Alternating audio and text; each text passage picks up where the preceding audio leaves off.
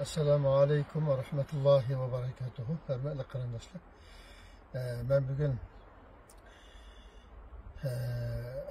bir tavsiye karakterde bir temada kısa bir video işlemekçiydim.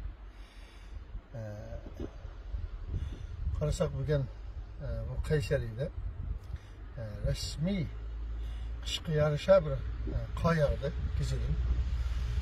Bu kanın yenilik menziresini arkadaşlarımızdan ortaklaştık. Bu kışta kar yağışı var, kışın bir güzellik ekan. Bunun özü çok bir insana bildiğin hoşallık olur ekan. Vallahi şunda hoşallık oldu. Şu münasebetle arkadaşlarımızga bu menzirini takdim kılış bilen birge demek olan o sözümle işlemek olan bu videonu şu kalıp menzilde işleşine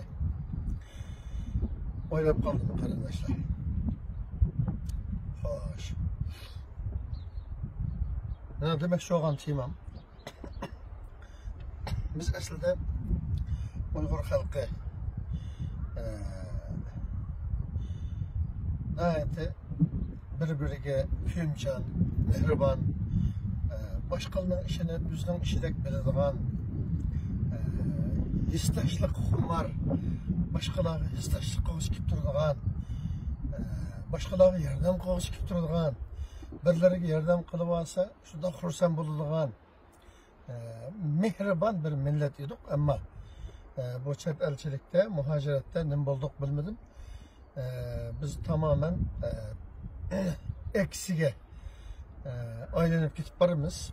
Allah halimizni ıslah kılsın. Şu cümleden meşhur bir hadis var. Men lem yuakkir kebirana ve men lem yerham sagirana feleyse minna dediler. Bizim çoğunlarımızda, büyüklerimizde hürmetlemegen, küçüklerimizde izzetlemegen kişiler menden emez diyenimiz. Bizde hem Uygur halkıda, Uygur Müslümanları da başka milletin farklı nurgulluğun örf adetlerimiz, yaxşı hissetlerimiz var. Şularının birisi çoğunluğunu hürmetleş. Çoğunluğa alayda itibar bilen qaraş. Çoğunluğa kıymet beriş, çoğunluğunu teberrük biliş. Bu bizden Uygur halkının alayda enelerinden birisi. İslam bilen yoğrulgan ahlaklardan birisiydi. Tolum afsus bu muhacirette bu tarafımızga taza ehmiyet berip bulanmavatımız. Benim hazır demek çoğunum kırındaşlar. Bizden o chet elde burun çıkan olsun, meylekin çıkan olsun. Chet elge çıkıp turuş jarayonlarida yaşangan yeşil 80-90'dan eşkan boy momaylarımız var. Bularga bir az dikkat qilib qo'yish lazım. Bulardan eğer imkon bo'lsa hal so'rab turish lazım. Şu cümleden bizning Uyg'urligimizga qarata bir tarafdan, yana bir tarafdan diniy jihatdan bizga nisbatan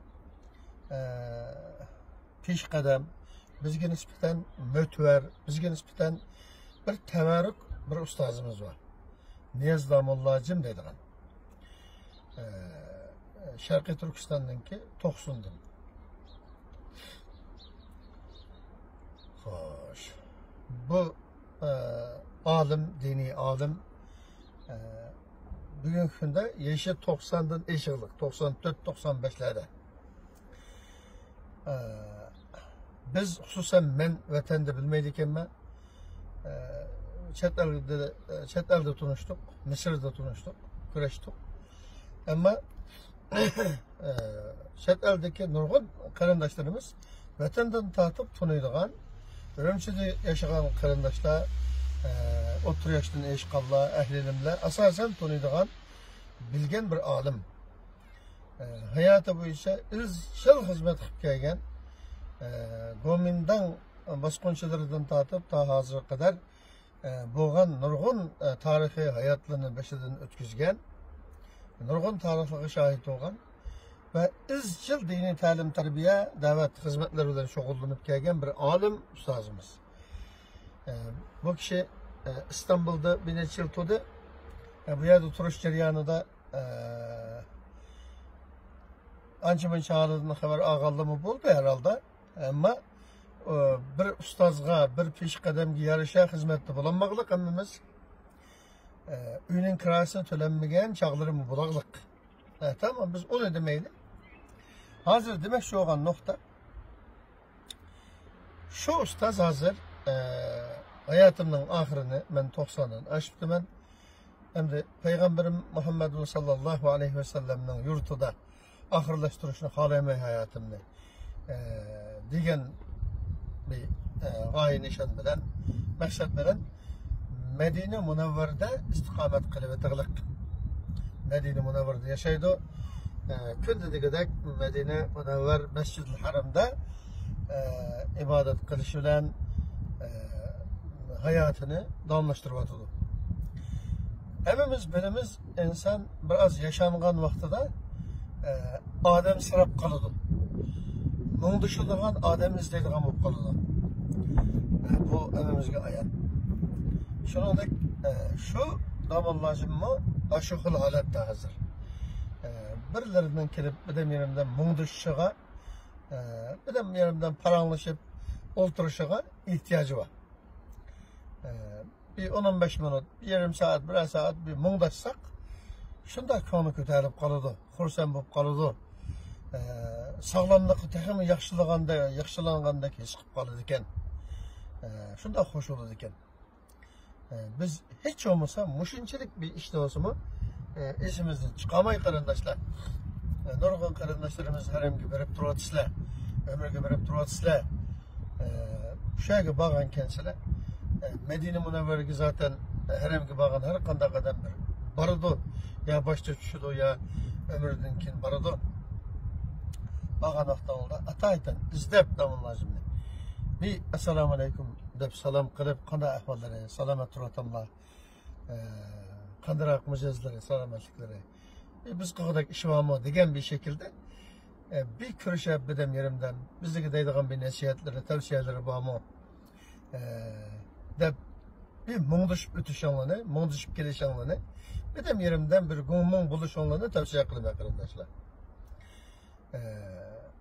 Bir gummun buluş, bir salom saat qilish bir har qanday musulmonning bir axloqi bu.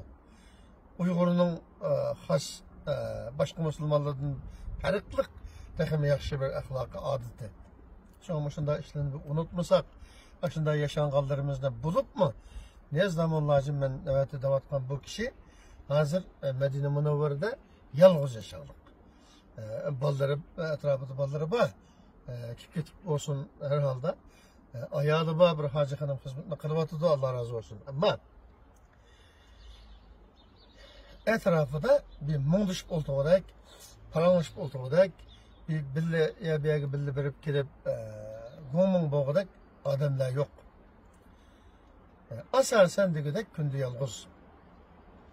Herhangi kelse ibadetini kısa, uygu bası araması bulduğun şu şekilde. Hatta heptilep bir şeyden kurashmaklik oluşu mümkün. Bir mondaş kudak ehval bulmagan oluşu mümkün. Şuna bir bağıldıranlı atayeten izlep, bir bidem yerimden hal ehval sorap, bir munduşup kelişanlığını, bir nasihatlerini anlaşanlığını, bir tavsiyeleri, nasihatleri, fikir teklifleri olsa anlayabilişanlığını samimi tavsiye kılım arkadaşlar. Medine Munevver Mescidi'nin ki 4. iştin kirgendi lan. Şunu on kol tarafta otururken köpünçü müşahede oturmandaydı. Tapmak mı asan?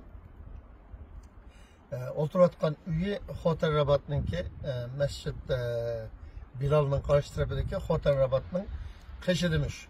Üyünü bilmedim. Ama şu yerdeyken mescitteki asas mukam tutkan oruna uken 4. işkinin işi aldadılar.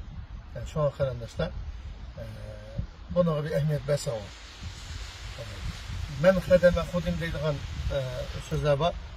Hizmet kılgan, hizmet kılınıdı deydi. Bir berip bir doğumun bolsak, bir de yerimden muңdaşsak, bir halini sorsak, bizmi qaraymiz, bizmi yaşanımız, bizning yolg'iz sıraydigan, bizning bir onun bununla muңdaşqımız keladigan, bizni yo'qlab kelishini boshqalarninki xohlaydigan davrlarimiz keladi, chog'imiz keladi. Shu chog'da bizmi yolg'iz qolmayli desak, bugungi shu peshqadamlarni yolg'iz qo'ymayli. Makka Madinada yashayotgan qarindoshlarimiz bo'lsa, mayli tijoratchilar bo'linglar, mayli o'qiyotgan o'quvchi talabul ilmlar bo'linglar, yuqori deganimizdek damonlajim hozir Madina Munavvarada turug'liq yashaqliq. Onun uchun Makka Madinada yashayotgan qarindoshlarimiz bo'lsa pat-pat yo'qlab turinglar. Bir berib yuqori deganimizdek bir hal ahvol so'rab, bir de mendan muңdashib turinglar.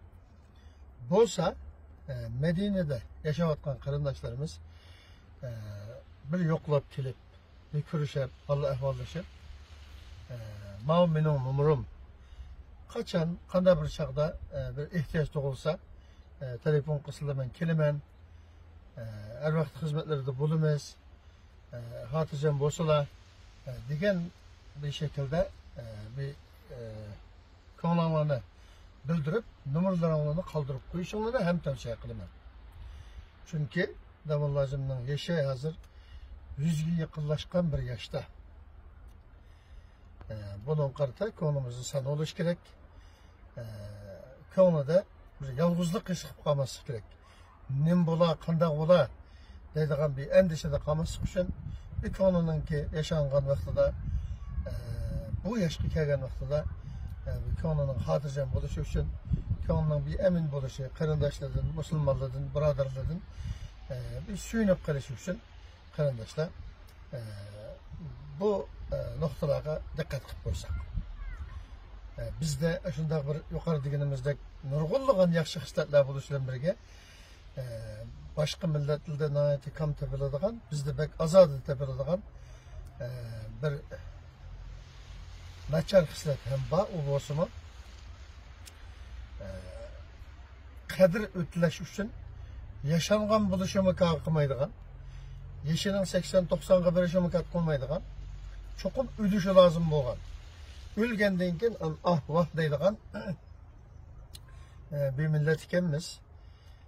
Aslida hayot vaqtida qadriga yetsak, bilimli kishilarning, o'qimishli kishilarning, fazilatli kishilarning qadr qimmatiga hayot vaqtida yetsak, ulardan texmi ko'p foydalanayotdik.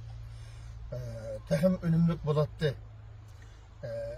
Ammo to'liq afsus, bizning bu jihatdagi ahvolimiz boshqacharak.